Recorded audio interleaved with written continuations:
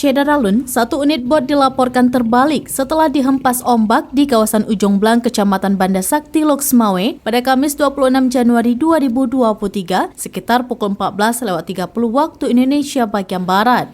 Pada insiden ini, seorang wanita meninggal dunia. Sesuai keterangan saksi mata, Tarmizi saat itu sedang dilakukan uji coba terhadap bot baru sehingga baru berjarak sekitar 5 mil. Dan saat bot hendak berputar balik, langsung dihempas ombak dan terbalik. Sebanyak 12 orang di dalam bot termasuk wanita dan anak-anak tenggelam. Para nelayan yang ada di TPI dan melihat kejadian tersebut langsung berupaya membantu korban. Proses evakuasi pun berlangsung sekitar 30 menit.